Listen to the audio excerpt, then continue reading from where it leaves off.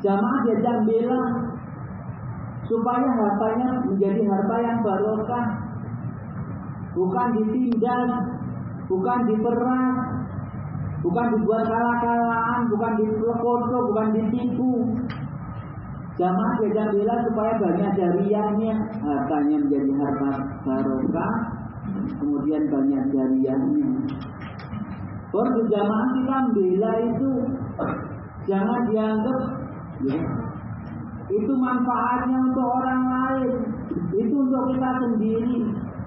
Kita bela itu belani keimanan kita sendiri, kita bela itu belani hidayah kita sendiri, kita belani surga kita sendiri. Wa man jahada fa inama yujahidu li nafsihi. Siapa yang bersungguh di dalam agama Allah itu mempersungguhnya manfaatnya untuk dirinya sendiri. Man amila sholihan fa li nafsihi wa man asaa fa 'alaiha. Wa man syakara fa inama yashkuru li nafsihi. Wujud syukurnya dia bilang alhamdulillah saya kok rezekinya lancar. Saya manfaatkanlah untuk belanya agama Allah yang 10%-nya. Dan jangan merasa paling banyak berjamaah 10% itu. Contoh di zaman sahabat bagaimana sahabat belanya agama Allah. Abu Bakar pernah menyerahkan semua hartanya, nggak tersisa. Semua hartanya entek karena memang dibutuhkan untuk perjuangan.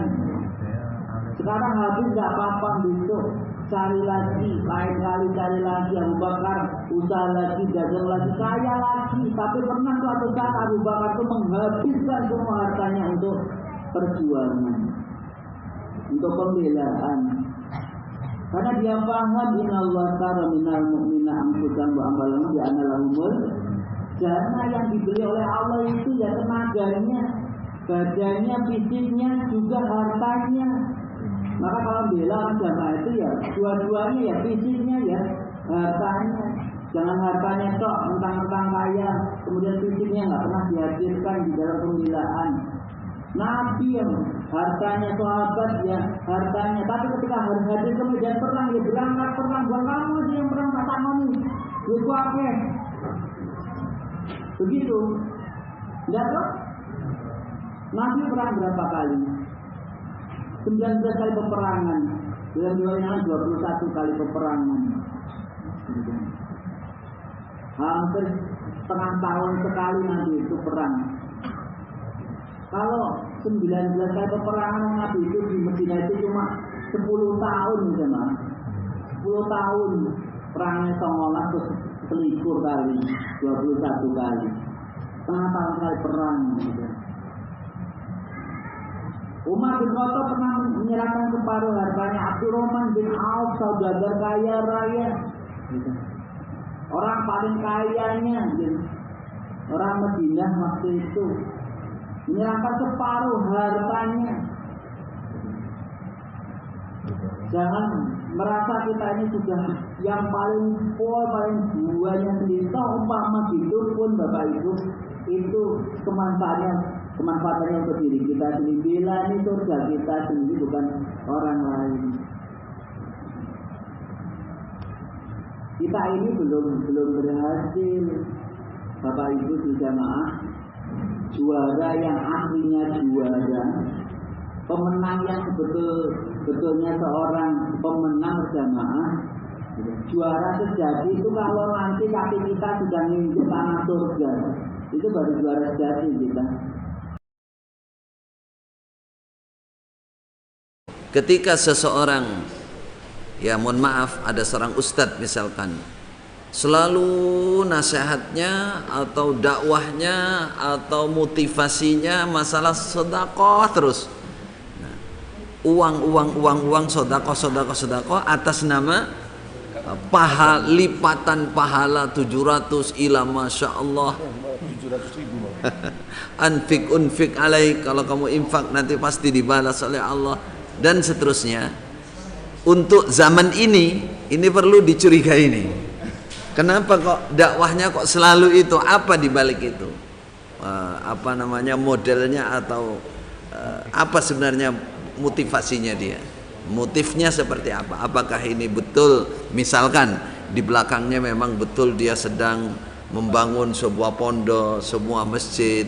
Nah, kalau itu pun juga perlu kita teliti kepastiannya. Kadang nanti pondoknya orang, masjidnya orang, dia masuknya ke kantong dia. Nah, yang paling kita curigai kalau dibalik itu bisnis. Ya. Jadi atas nama ngambil secara sedekah, motivasi sedekah, terus ternyata sudah pergerakannya ini bisnis.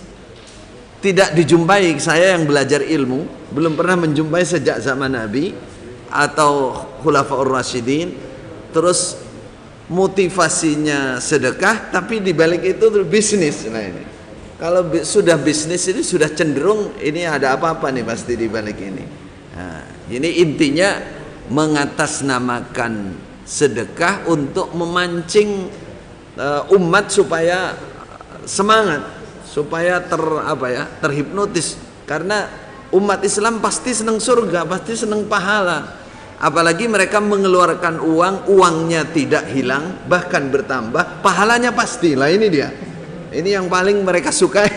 Nah, itulah yang kita baca ya.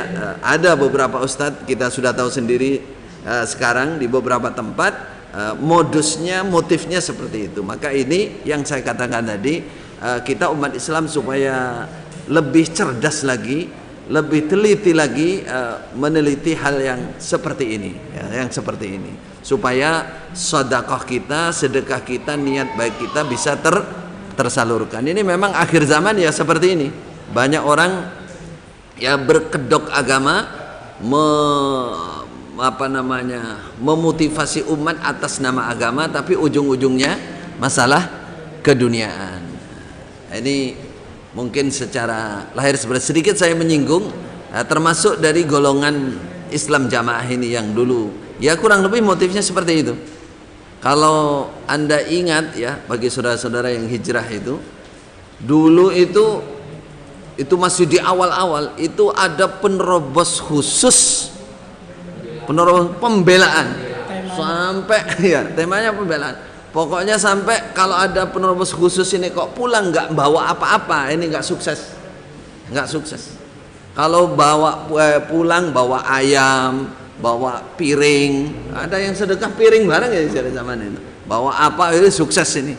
Jadi kalau orang cerdas sebenarnya lihat dari itu, ini apa ini, apa-apaan ini kayak begini.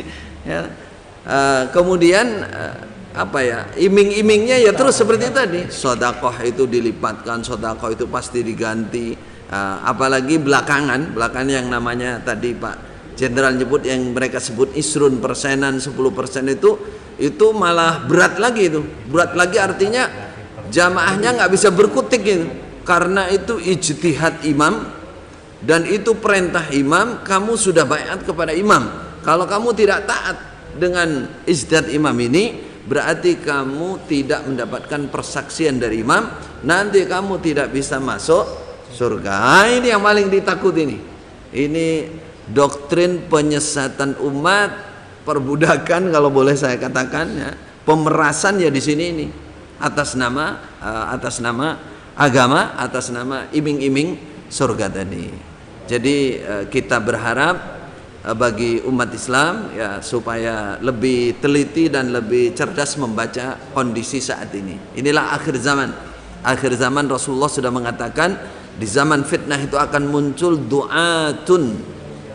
du'atun, para dai yang yad'una ila abwabi jahannam, yang mereka berdakwah sebenarnya hakikinya mengajak ke pintu neraka jahanam, walaupun dia disebut pendai. Pendai itu sudah agama yang diomongkan, tapi sebenarnya di balik itu karena banyak menyelisihi dalil-dalil yang benar pengertiannya, sehingga berpolitik ataupun menutupi dirinya, kedok dirinya seakan-akan itu surga betul. Waliyadzubillah.